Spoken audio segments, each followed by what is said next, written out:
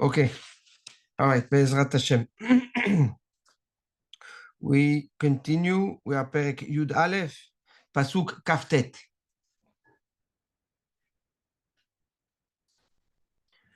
Shlomo Meir says the following: Ocher beto inhal ruach. Whoever makes problems, in his house, he inherits wind. Ocher, also that he makes it dirty. Right? The outcome is that he will inherit wind. Ve'eved evil, and a full slave lechacham lev, to a wise heart.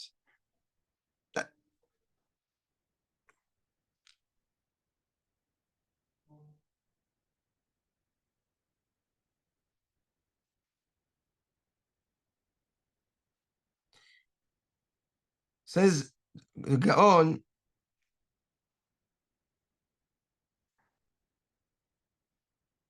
the household is the inheritance of a man.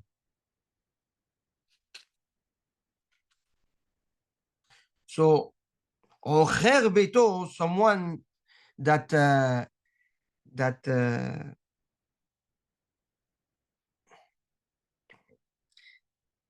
belittles, that stains and dirties his household,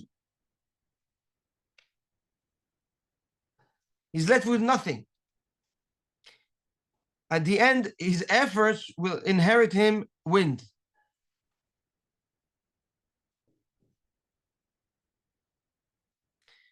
The Gaon says why? Because at that moment, en lo makom ladur. He wants the Gaon focuses on the concept of bait, of household, as a makom. Meaning, if you don't respect your makom and you contaminate it, so you will be left without a makom. And if you don't have a makom, then essentially you don't have the ability to have a household, to have a home. Because the makom is what grounds the family and what is called a home.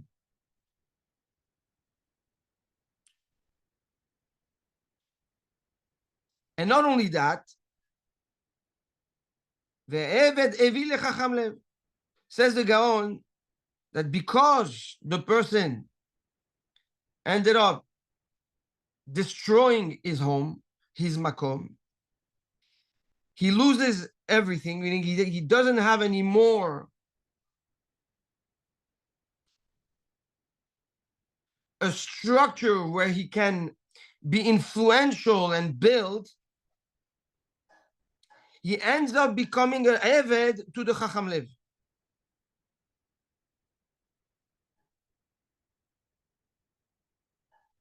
Why?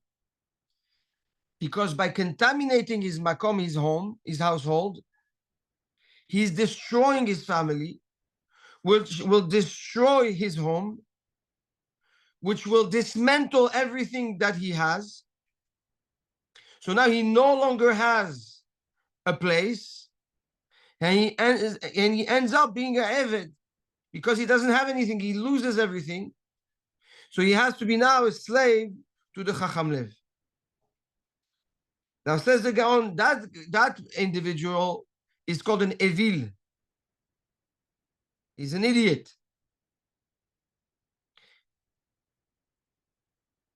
And it's his idiocy and stupidity and careless behavior is highlighted in the contrast of the Chacham Lev. Why? Because what is the Chacham Lev? Chacham Lev, She'alev Mevin, is the person that brings the Chokhmah, into the lev. We explained that, right? That brings sense into the emotion. In order to what? To project and foresee the outcome of his behavior. That's the Chacham Lev. Is someone that can see past the moment in order to see the outcome of his behavior. Is the future. So he's projecting himself in the future today. And based on that, he decides whether or not he should behave. The Chacham Lev has a home and he needs a slave. So the Chacham Lev is the one that was able to build a makom, build a home, and he needs help. He needs, right? He needs the employees. The flip side of the Chacham Lev is the Evil, is the person that always looks at the immediate outcome, right? His own pleasures. The Evil will then contaminate his makom, contaminate his family, contaminate his house. Why? Because he doesn't think about the impact his behavior and his desires have on the makom, on the home, and therefore will destroy his makom, his home, by this behavior, and we lose everything. So the ocher beito, so who is the one that contaminates his home? It's the one that doesn't think past his instinct, his emotion, his interest, his desire.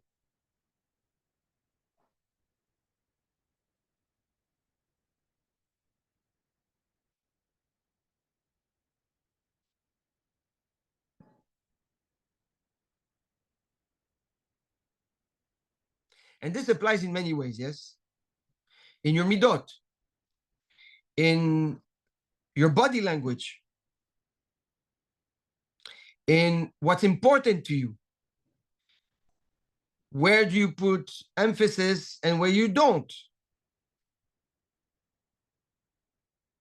So essentially, the moment you enter your home, you enter your makom, you enter your family, because that's where the inheritance is, right? The Gaon tells us what is the inheritance of a person? It's his children, it's his home. So your behavior in home will determine your inheritance.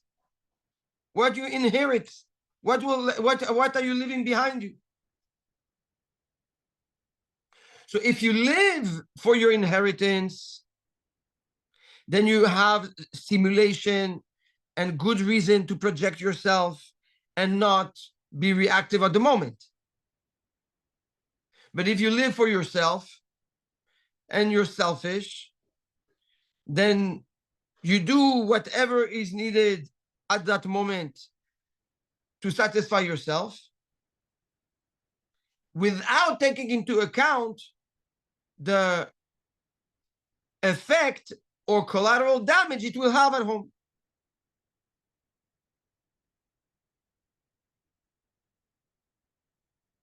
For example, if you're at home and you speak disgraceful language and you say bad words, that's contaminating your home. That's telling your children it's okay. If you come at home and all you care is to sit in front of TV or watch a game, or when you watch a game, nobody can say a word, nobody can bother you. But when it's true, yes, or when you're learning, you will answer every call and it's very light. You convey a message. This is ocher beto. Ocher beto is when you contaminate, you dirty your home with behaviors that essentially will destroy your makom. And we've said it many times. Makom, right, Andy? During the Chanukat Habayit, Makom is the name of HaKadosh Baruch Hu, the Yud Ke Vav Ke. Yud times Yud is what? It's 10 times N is 100. He times He is 25 times 2, that's 150. Vav, 6 times 6 is 30, is 36. Total 186. Gematria makom, right? So when you contaminate your makom by your behavior, you're mesalek. You push away the Yud Kevavke from your home.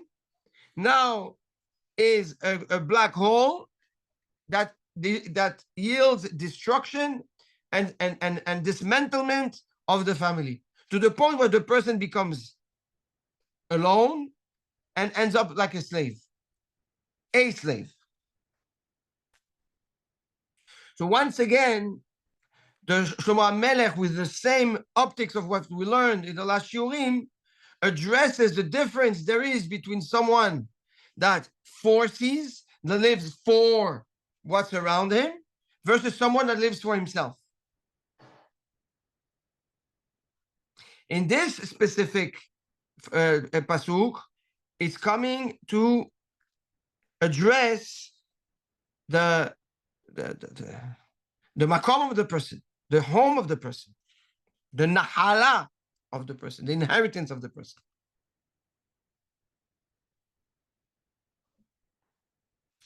The Gaon takes this one step further. You know, from a Ruchani perspective. He says, you know who contaminates his home? Is the one that does not learn Torah with his children and his family. Because by not learning Torah with his family and his children, he shows that this is not the ruach of the home. This is not what a home should be like, or what a home is about. So by default, he stains the home by not learning Torah and not uplifting the ruach of the mishpacha with his children. And therefore, you know what in Hal, you know what he inherited? You know what at the end is left? Ruach, emptiness. You infuse emptiness in your family. Well, this is what is left. There's going to be emptiness. Says the Gaon, that person ends up not only did he create emptiness, wind at home, but because he's not engaged in the Limud Torah in his home with his family, then he will start forgetting his own Torah, because he doesn't have at home in his makom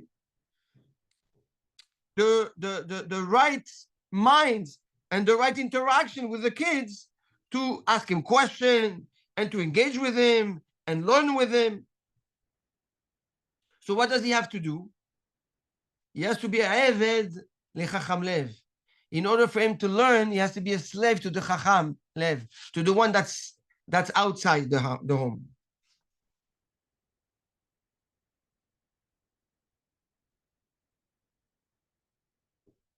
You understand? So instead of creating an ecosystem, an environment that nurtures chokhmah, nurtures Torah, nurtures education, and stimulates the person, the father, right? Stimulates the person himself. Now he created a vacuum, yeah, and in order to retain his own chokhmah, he has to go outside, and he has to get it somewhere else. And the fact that you have to go somewhere else to learn Torah or to retain your Torah, instead of nurturing it at home, it makes you a slave.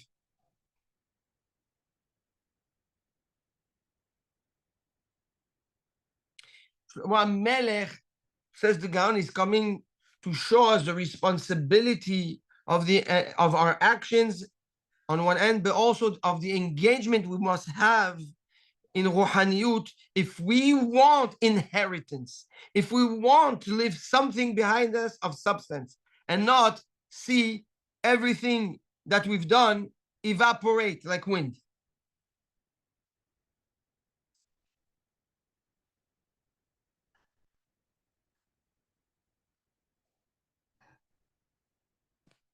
Any question on that pasuk?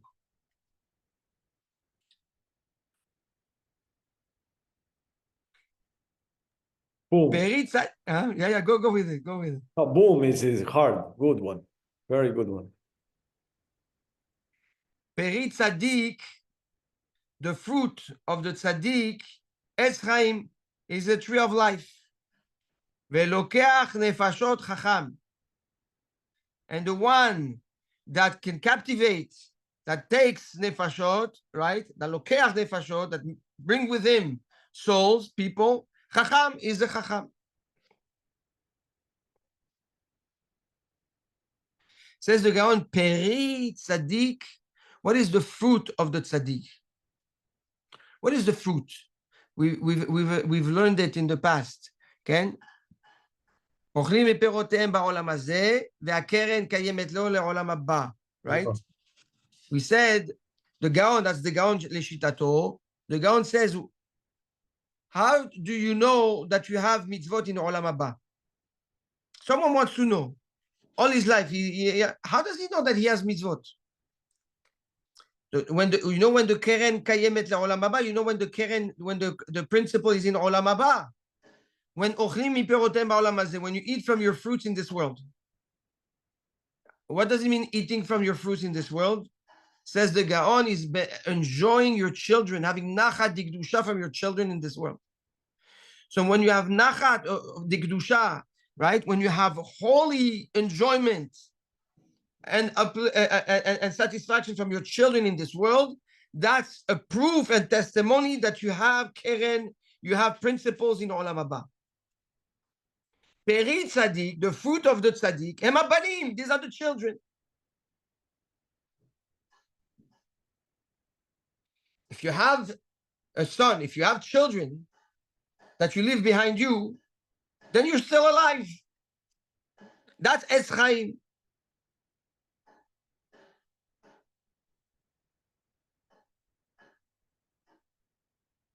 But when it's a Etz Chaim, when you live Chaim, okay, the Torah is Chaim. So says the fruit of the tzaddik, the children of the tzaddik, they are a tree of life because you've invested in them Torah. Yes, you've built them to become a tree of life, to become themselves a tree that brings life. When you educate your children in the Derech Torah and you give them the tools to learn and to teach and to do mitzvot, then you leave behind you not a fruit, you leave behind you a tree full of fruits.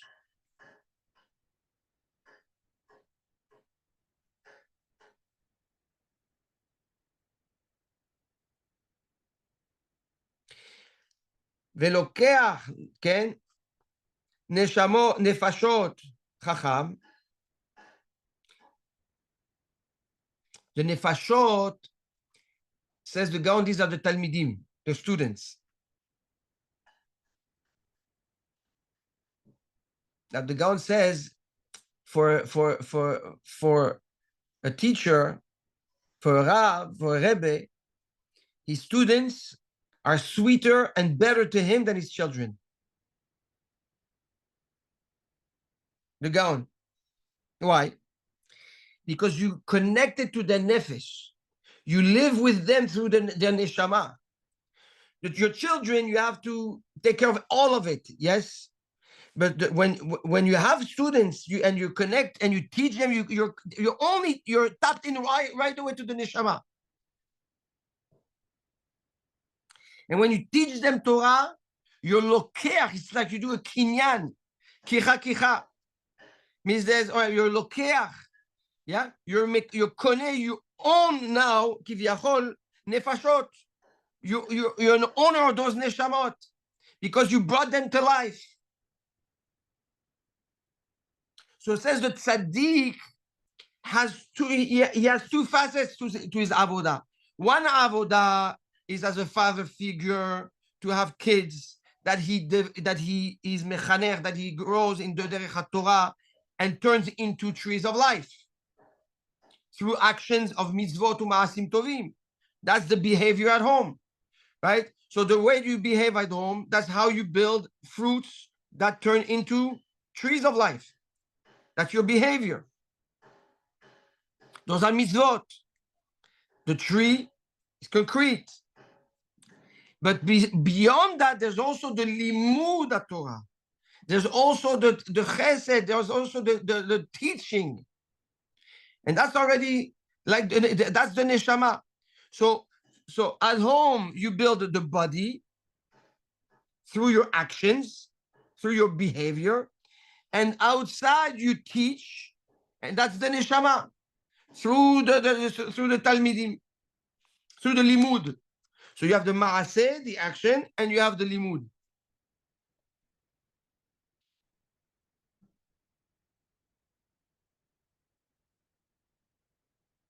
Says the Gaon, this is how you impact Olam Hazeh and Olam Haba. Your Olam Hazeh, this world is impacted based on your behavior at home. How much of a home, how much of a makom do you have? And that determines your Olam Hazeh. Your Olam Haba is the Talmidim, is the Limud Torah, is the teachings, the Neshama.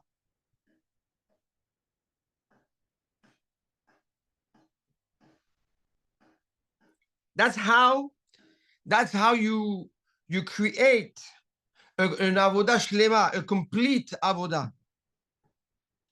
When you think about it, it makes a lot of sense. Yes, at home, your behavior is under the spotlight. Yes, everything you say, everything you do, everything you don't say or you don't do is being analyzed and commented and judged. Why did you say? Why didn't you say? What do you do? What don't you do?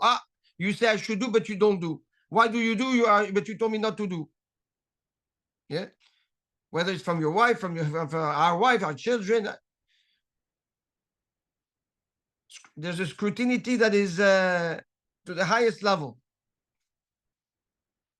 When you're outside, it's really what you expose. Yeah, with your Talmidim, what do they want from you? They're not interested. They don't see you in this fine light. They want to learn from you, right? That's the neshama.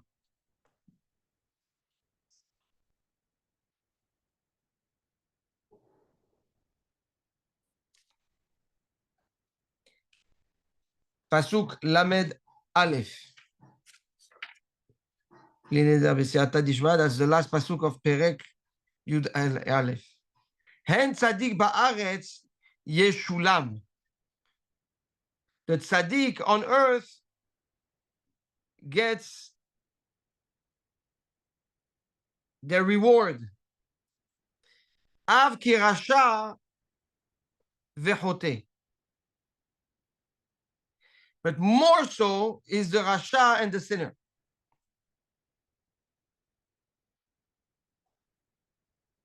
Meaning what? That the tzaddik gets his reward in this world. Mushlam, Yeshulam, gets paid in this world. And more so is the rasha and the sinner. So, gets paid by what? Paid what exactly? I mean, yeah, and what are we comparing here, the tzaddik with the rasha? So right away, the Gaon brings us one of the most fundamental question that everybody asks, that Moshe Rabbeinu asks. Tzaddik vera lo, verasha vetov lo. Yes. When you look at what's going on, you see tzaddikim, they suffer, and reshaim, they live the life.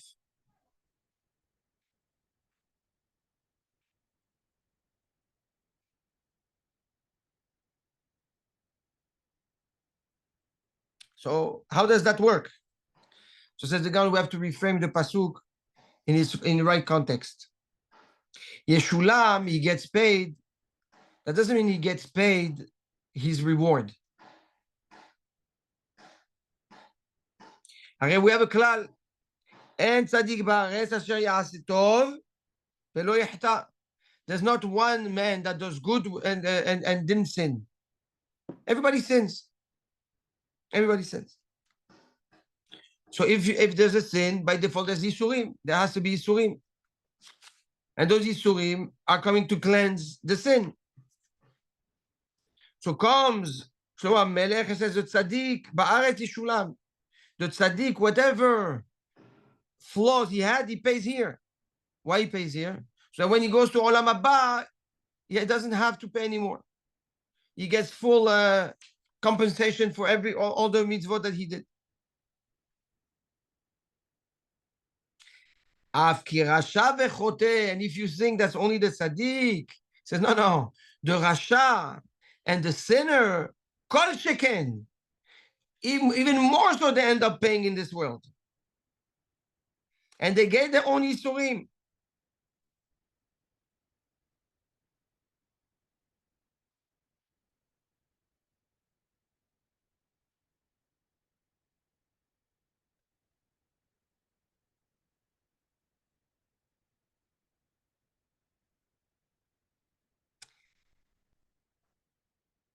I'm missing the chidush. Huh? I'm missing the chidush. Did I miss something? Like, of course, Why? of course, the rasha is gonna suffer in this world as well. Yeah, but when you look at the way, if you look around, it doesn't seem like that. You know, you have Reshaim, they live a very good life. And everything seems perfect for them. We need to look. And then you look at Tzaddikim, and they struggle. So you might say, well, you know, it really doesn't really pay in this world. So he tells you, no, 1 second, let's reframe. The reason why the tzaddik pays in this world is because there are sins that need to be paid, that need to be cleansed, and then he goes to Olam Haba, clean and pure. And what about the rasha? That's the hidush. Even though you think, or the way it looks is that the rasha and the sinner, right, and the choteh have it all. Yes, but be'emet at the end, yes, they suffer for everything. HaKadosh Baruch Hu sends them their Yisurim for everything. It could be with their children. It could be with their health at the end. It could be with we don't know. Yes, we don't know because we're not inside. But Shlomo HaMelech says, don't worry. Don't look at the beautiful otefet, the you know, the when you want to take a present, you want to wrap it up. That's beautiful. You have to know what's inside. Okay, that's the inyan here.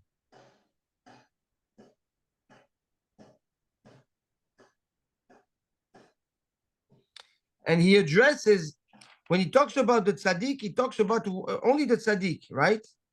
But when he talks about the negative, he talks about the rasha and about the choteh, right? About the sinner and the wicked. Now, why? Because the tzaddik, as we addressed in the pasuk before, within him, he has ruhaniyut, he has guf and neshama, mitzvot, like we said, which is his home, and he has limud Torah, which is the students. So within the tzaddik, you have both facets. You have the facet of the guf and the facet of the neshama, the facet of the mitzvot and the facet of the limud, of the learning. But by the rasha, the wicked, is the one that goes against the limud, is the one that attacks the hashkafat Torah, that attacks the neshama. The choteh, the sinner, is the one that does averot. Yes? So comes Shlomo HaMelech and says like this, the tzaddik, yes, is covered here.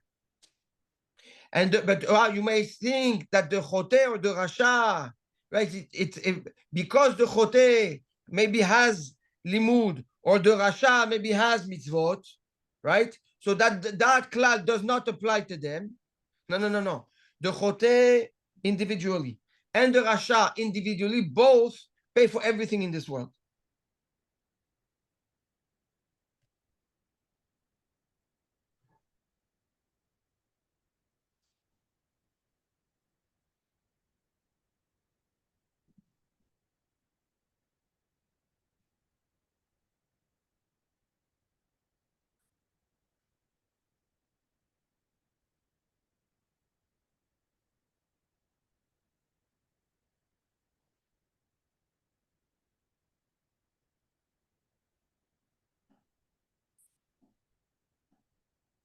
Another explanation, he says, the chote is the one that doesn't do mitzvot aseh, but he doesn't break the mitzvot lo ta'aseh. And the rasha is the one that breaks the laws of lo ta'aseh.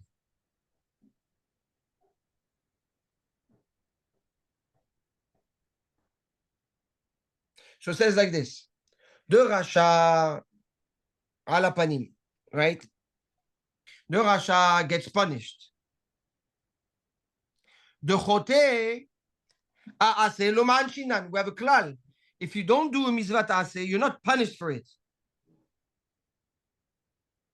So what is he? What's his punishment? If he didn't do averot lo ta'aseh, and all the blame is that he didn't do aseh, he didn't put tefillin, he didn't eat matzah, he didn't sit in the sukkah, he kept Shabbat, the lo ta'aseh he kept, but the aseh he didn't do. So what is punishment? He's not going to stand with the tzaddikim la'atid lavo. Because to stand, you need positivity. You need actions to stand. You didn't do the aseh, you don't stand. You're not going to be punished like the rasha, but stand, you're not standing. That in itself the punishment.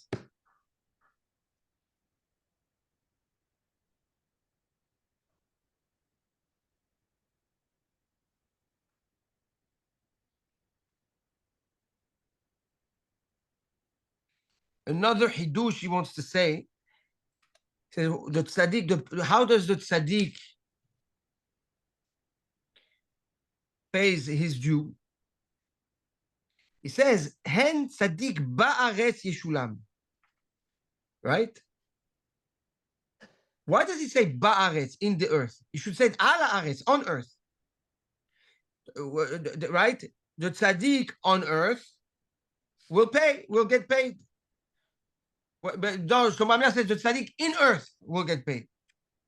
He says this is hibut hakever. Hibut hakever. Why?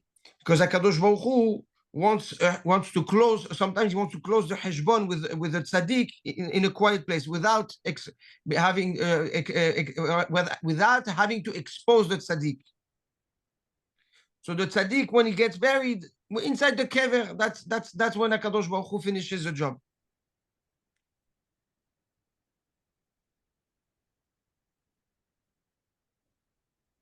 That's why he says ba'aretz.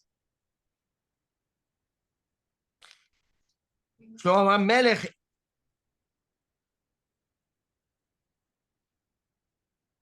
concludes this perek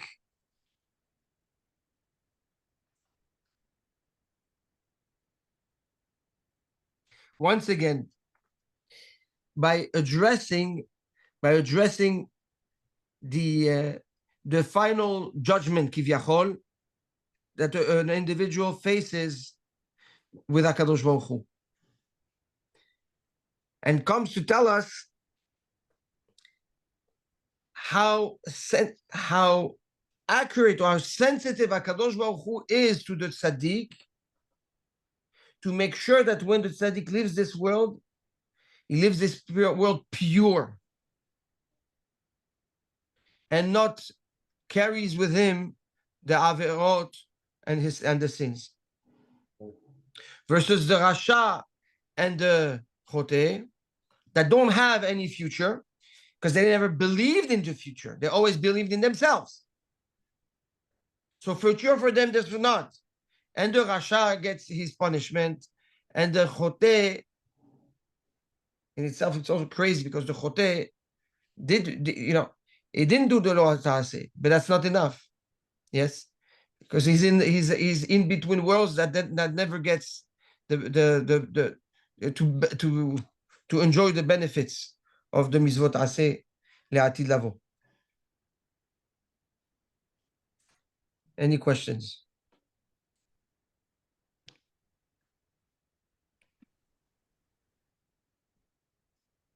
No.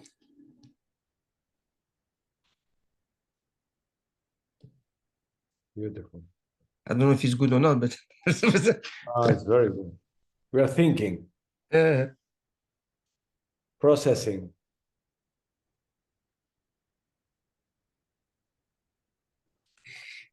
not to finish like this. We're going to start pasuk aleph perek bet.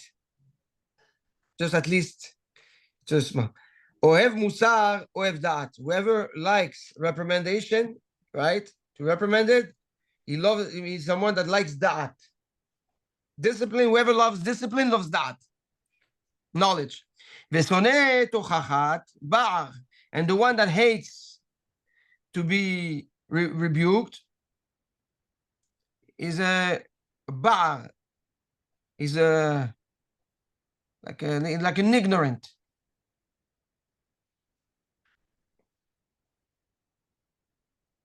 Says the Gaon, we have a klal. Shalosh matanot natan HaKadosh Baruch Hu leYisrael. HaKadosh Baruch Hu gave 3 presents to Am Yisrael. וכולן לא ניתנן אלא בייסורים, על ידי ייסורים. And he gave all 3 through efforts and toil, which are what? Torah, Eretz Israel, and Olam Haba. All 3, it's a matana, but to get to it, you have to toil. There's a suffering to get there. So the Torah is given with Yisurim. So you cannot learn Torah without Yisurim, without Musar. Because the Musar that brings you discipline is what is the key, so that allows you to unlock the Limud Torah and its secrets. So Ohev Musar, if you love the discipline, if you love the Musar, and you accept the Yisurim, Ohev Da'at, okay? That means you love Torah. Because you understand that through the Yisurim is unlocked the doors of the gates of Torah. But if when somebody comes to rebuke you and says the word, you reject it right away, the person stays ignorant. Lo yeda klum, says the Gaon. He will never know anything.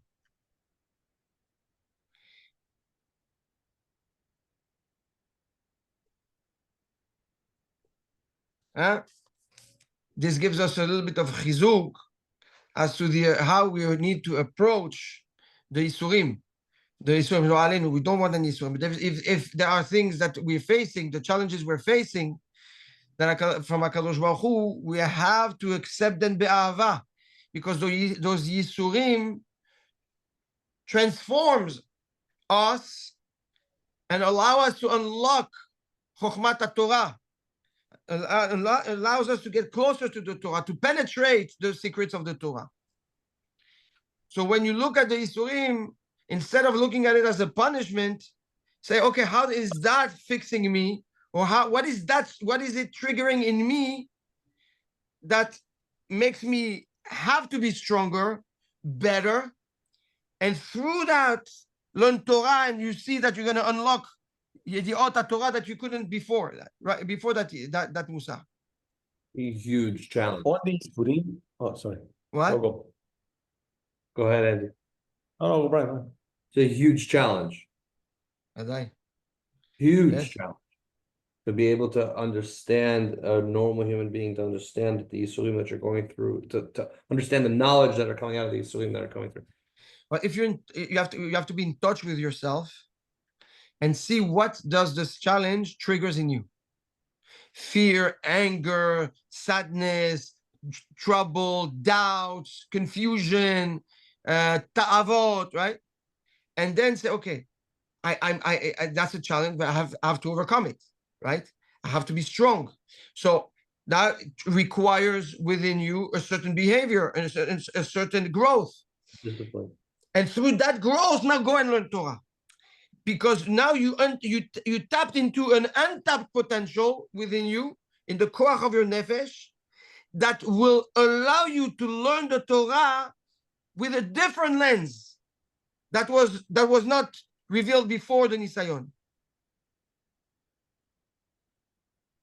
Now, the idea is to do Heshbon HaNefesh during the Nisayon, to bring that out. I'm not saying at the end you have emotions that you need to be dealt with, right? So those emotions are there. Yes, the question is to snap out of the emotion and understand what it's triggering within you.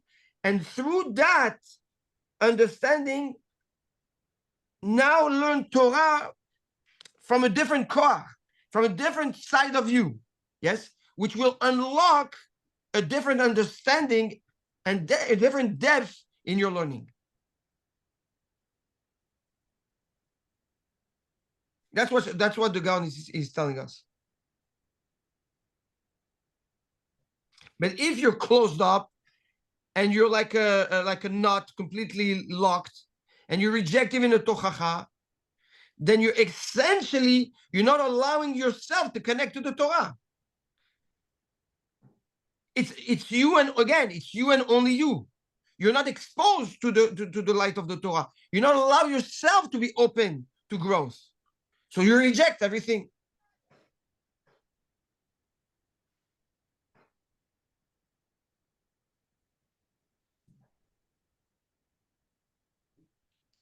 So, B'siyata Dishmaya, we started the Perek Yud Bet, Pasuk Aleph. Beautiful. But Yes. if you've noticed, let's say someone going through a hard time and they see that triggers anger, okay? So Yeah. now you notify, okay, you say, okay, I have anger when I'm going through this issue, or okay, so you identify it, you snap out of it, you go learn Torah. But if you snap out of it, how are you learning with in that lens? Or is Again, the avodah to overcome the anger and not allow the anger to consume you in this situation, the avodah itself that is opening a new channel within you that you would never tap into if there was not this anger that was triggered by the Nisayon. So there's a new side of you now that's exposed to Torah. That's beautiful, Ohev Da'at. beautiful. If you love the Da'at, if you love the Torah, then that's how you approach the Nisayon. שלא נדע מצרות. טוב. טוב. יום Thank you. נפלא, בשורות טובות והצלחה רבה לכולנו. Amen. Rabbi, Amen. Thank we you. have